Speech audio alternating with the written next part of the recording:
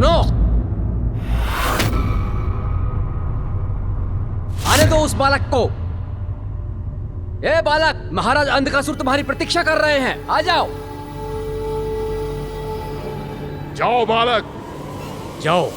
चलिए मूषक जी।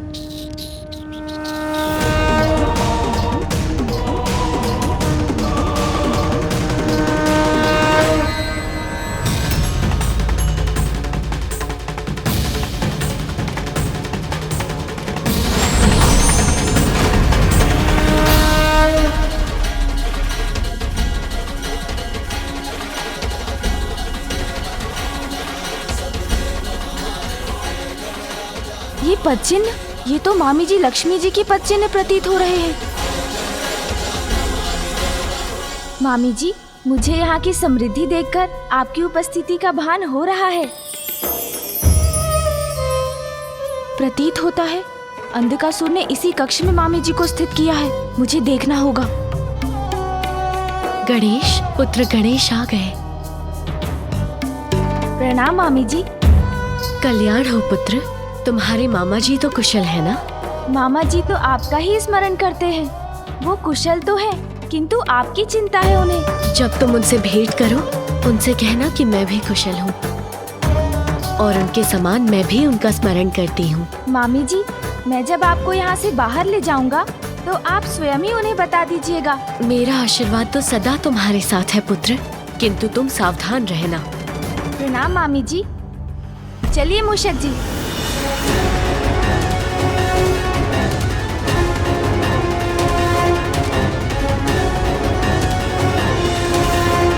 क्षमा याचना लेकर आने वाला ये बालक कहाँ चला गया? कहीं वो मेरे भवन की भव्यता में तो नहीं खो गया?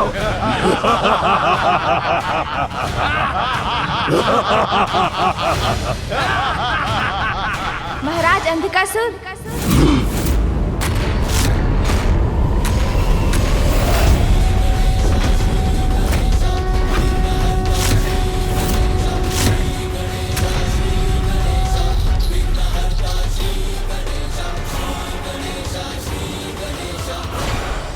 ठहर जाओ बालक। तुम बालक अवश्य हो, किंतु देवताओं द्वारा भेजे गए हो, शत्रु हो हमारे। तुम महाराज से जो भी कुछ कहना चाहते हो वहीं स्थिर होकर कहो, आगे मत बढ़ो।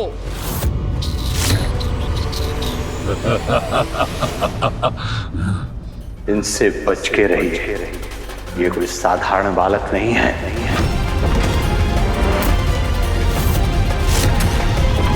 महाराज अंधकासुर, मैं आपसे वार्ता करने आया हूँ। मुझे तो लगा था कोई देवता आएगा मुझसे वार्ता करने, किंतु ये तुच्छ गजमुख बालक, इसे क्या कहूँ मैं?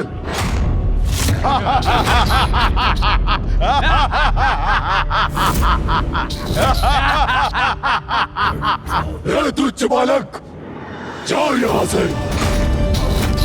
तुम्हारे ऊपर व्यर्थ गंवाने के लिए समय नहीं है मेरे पास।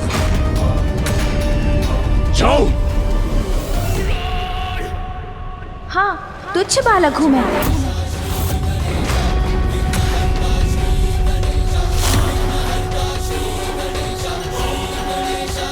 वही तुच्छ बालक हूँ मैं जिसने महाबलशाली सिंदूरा का वध कर उसके रक्त से स्नान किया था।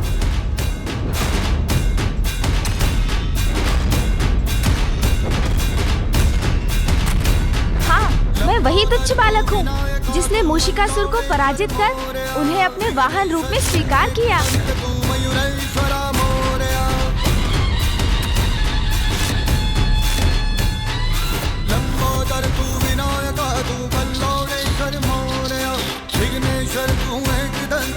मैं वही तुच्छ बालक हूँ जिसने कुबेर देव की नगरी को निगल कर उनके अहंकार को हरा था।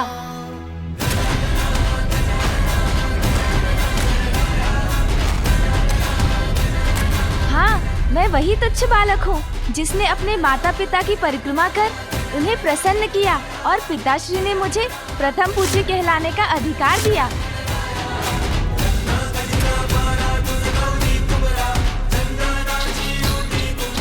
अवश्य मैं वही तुच्छ बालक हूँ जिसे देवताओं ने भी प्रथम पूज्य देवता का स्थान दिया है।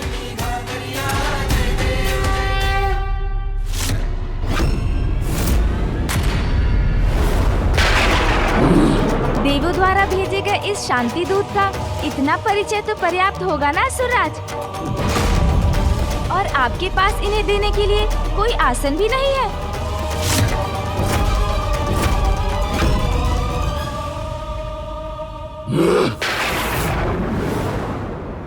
तो फिर यही उचित है कि मैं अपने आसन का प्रबंध स्वयं ही कर लूं। मूषक जी, तेरी भक्ति तो वरदान है, जो कमाए वो धनवान है। बिन किनारे की कश्ती है वो, देवा तुझसे जो अनजान है। यूं तो मूषक सवारी तेरी, सब पे है पहरेदारी तेरी। पाप की आंधियां लाख हो, कभी ज्योति न हारी तेरी। अपनी तकदीर का वो खुद सिकंदर हुआ रे, भूल के ये जहां रे, जिस किसी ने यहाँ रे साथ पाया तेरा। हे देवा श्री गणेश, देवा श्री गणेश, देवा श्री गणेश, देवा श्री गणेश। तनिक विचार कीजिए अंधकासुर जी, कैसे भीषण अपराध कर रहे हैं आप। जगत पिता और जगत माता का अपमान किया आपने। सृष्टि के पालनहार नारायण की सहभागिनी जगत माता लक्ष्मी को भक्ति से छलकर बंदी बना लिया। अधर्म है, भक्ति की मर्यादा का उल्लंघन है ये। आप अपनी भूल को सुधार लीजिए। माता लक्ष्मी को पुनः उनके स्थान वैकुंठ जाने दीजिए। स्वर्ग एवं अन्य लोगों को श्री युक्त होने दीजिए, अन्यथा ये तुच्छ बालक प्रथम पूज्य गणेश आपको चेतावनी दे रहा है। परिणाम अत्यंत भयंकर होगा अंधकासुर जी। देवताओं की ये कीदड़ भपकी मुझे मत दो तुच्छ बालक। जो स्वयं श्रीहीन हो चुके हैं वो भला मुझे क्या चेतावनी देंगे? अंधक हूं मैं, अपनी इच्छा से किसी को भी बंधक बना सकता हूँ। समझे तुच्छ बालक?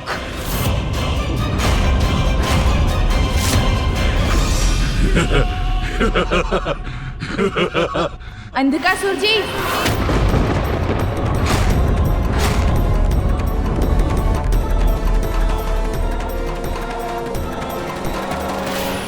इतना समय बीत गया, गणेश अभी तक लौटा क्यों नहीं?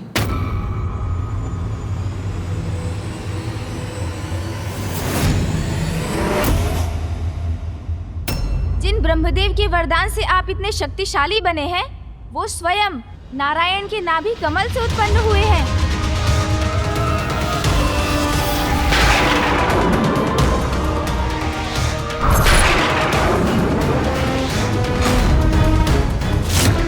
वो नारायण जिनके चरणों से मां गंगा प्रवाहित होती है, जो संसार के कण कण में व्याप्त हैं। ऋषि मुनि जिनकी आराधना कर भव सागर तर जाते हैं। अपने कपट से उन्हीं नारायण की पत्नी को उनसे विलग कर दिया आपने। उचित तो यही होगा कि आप अपनी भूल सुधार लीजिए।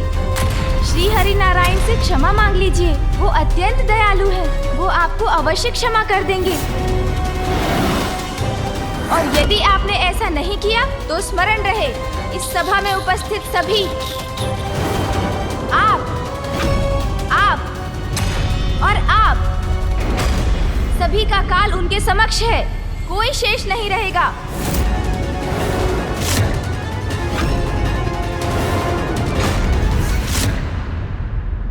यदि नारायण अपनी पत्नी का साथ पाने के इच्छुक है तो स्वयं यहाँ आकर मिले मुझसे।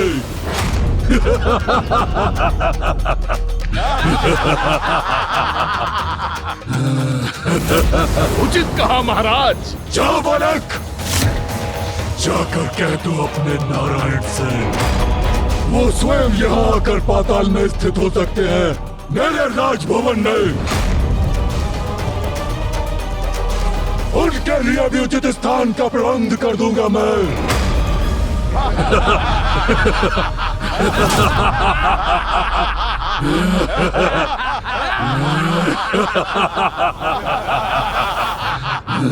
बस बस, बंद कीजिए ये छल और धूर्तता भरा संवाद। यदि आप माता लक्ष्मी के सच्चे भक्त होते तो वैकुंठ जाकर उनकी सेवा करते, किंतु माता को ही आपने बंधक बना लिया। इसमें भक्ति नहीं, आपका स्वार्थ निहित है। आप तो भगवान को ही मंदिर से लाकर अपने गृह में स्थित करना चाहते हैं। कैसे भक्त हैं आप? सुनिए मेरी अंतिम चेतावनी, आपका सर्वनाश निश्चित है। बस मूर्ख बालक, बस। तुम तो मुझे भावी सर्वनाश से मात्र भयभीत कर रहे हो, किंतु मैं अभी इसी पर तुम्हारा नाश करूंगा। अंधक के बंधक बनोगे तुम।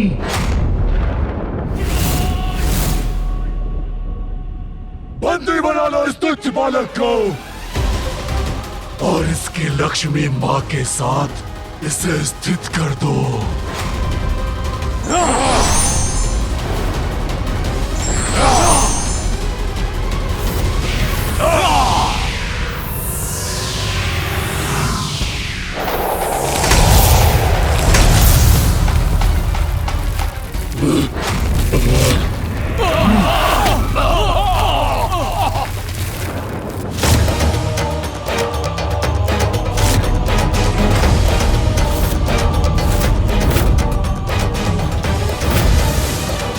ये कैसा विस्फोट था? अरे पकड़ो उसे, अरे मूषक को पकड़ो, वो भागने ना पाए।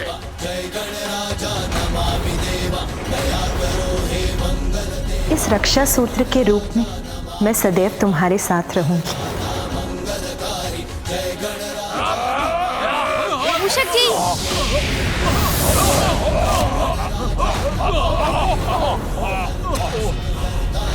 कपट कुटिलता से पाई शक्ति व्यर्थ हो जाती है अंधकासुर।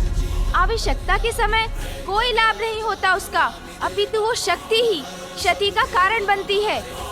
आपका सर्वनाश अब निश्चित है, किंतु मैं यहाँ से अकेला नहीं जा रहा हूँ। यहाँ की सुख शांति अपने साथ ले जा रहा हूँ। अब नाश होगा आपका अंधकासुर, नाश। स्मरण रहे। जो हुआ सर्वथा अनुचित हुआ। हमें सतर्कता से स्थिति को नियंत्रित करना चाहिए था।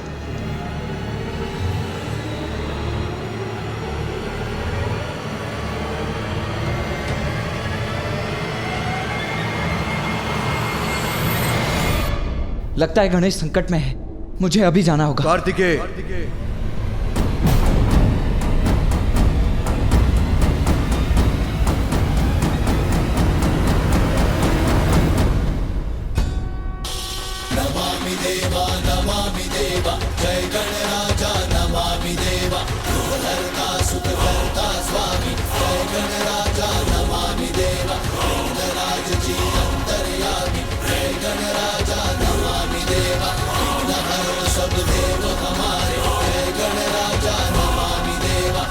अर्थात गणेश सुरक्षित है।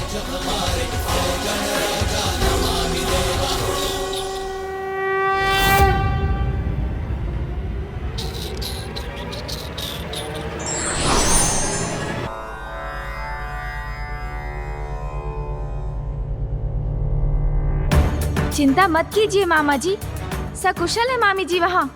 पुत्र, तुम्हारी भेंट हुई उनसे?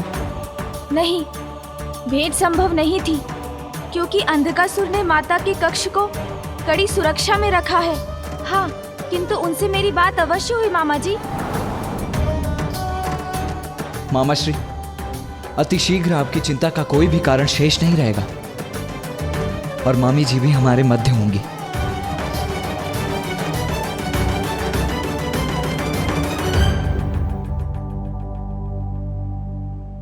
श्री गणेश जी, क्या अंधकासुर आपकी बात मान चुका है? क्या वो माता को मुक्त कर इस महायुद्ध को टालने के लिए तैयार है? अभी तक तो नहीं देवराज।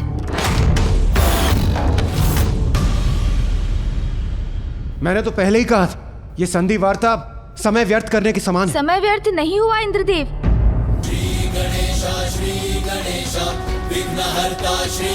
अंधकासुर का अंधकार स्वयं उसकी बुद्धि और विवेक दोनों को लील चुका है। वो नहीं समझे, किंतु मैं उनका मनोबल तोड़ने में सफल हुआ।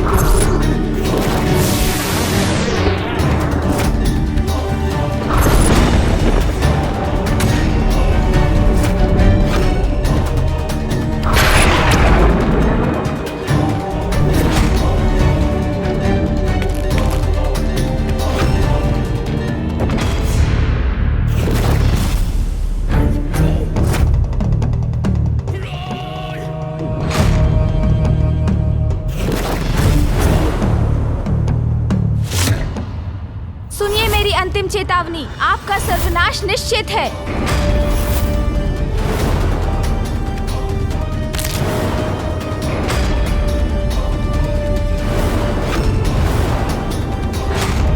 अंधकासुर हूं मैं मेरा स्पर्श भी नहीं कर सकता।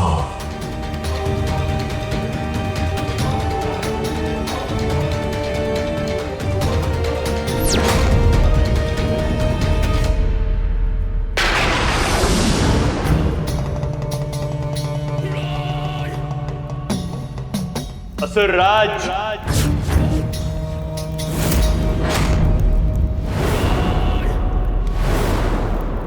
मैंने कहा था ना, वो साधारण बालक नहीं है गणेश।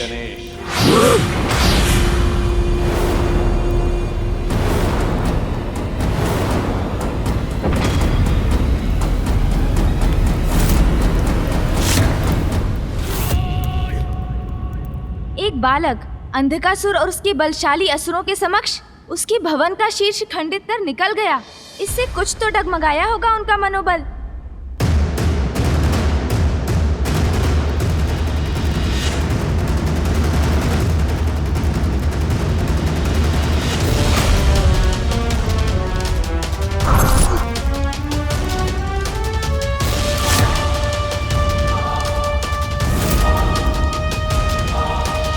सत्य है, आपका मनोबल अस्थिर करने में सफल हो गया।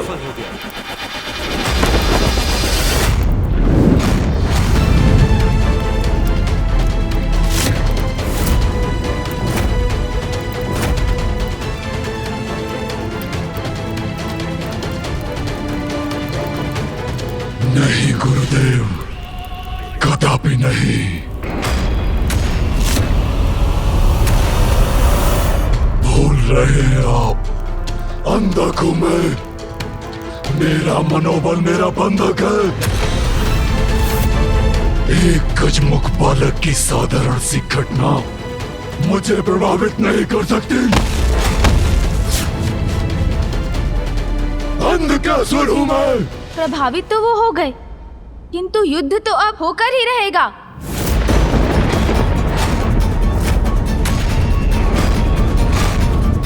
किंतु ये भी सत्य है कि अंधकासुर और उसकी सेना अत्यंत शक्तिशाली है। इसलिए हम देवताओं को सावधान रहकर अपनी शक्तियों का उचित प्रयोग करना होगा। शक्तिहीन और दुर्बल है देवता। इस असुर राजसभा में एकत्रित अत्यंत शक्तिशाली योद्धाओं के समक्ष क्यों सेनापति दुर्योधन, उचित कहा ना मैंने? उचित कहा असुरराज, सर्वथा उचित कहा। उन दुष्ट देवताओं को हम कुचल कर रख देंगे। हमारा सामना वो नहीं कर सकते। हमारे साथ अति बलशाली अप्रतिम योद्धा है हस्ते।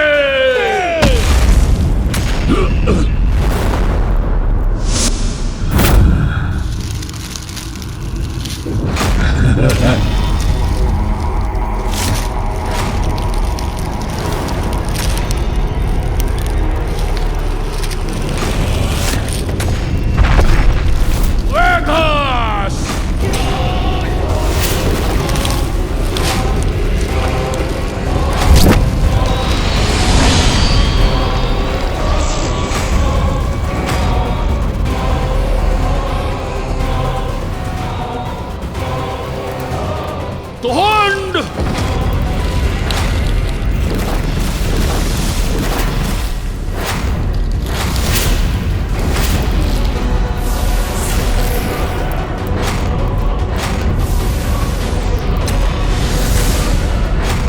आओ भूमिगत, आओ!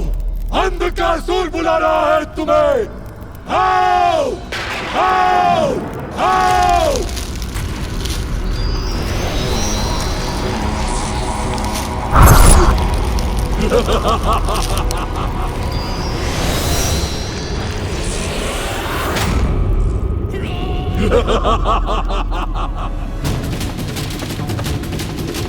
धूर्त है अंधकासुर।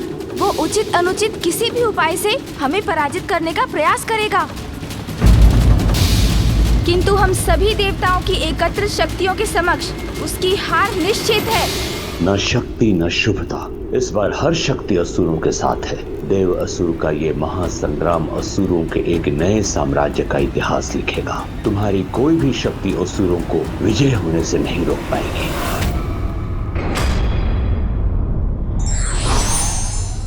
शत्रु को कभी भी दुर्बल समझने की भूल नहीं करनी चाहिए, अन्यथा हानि हो सकती है।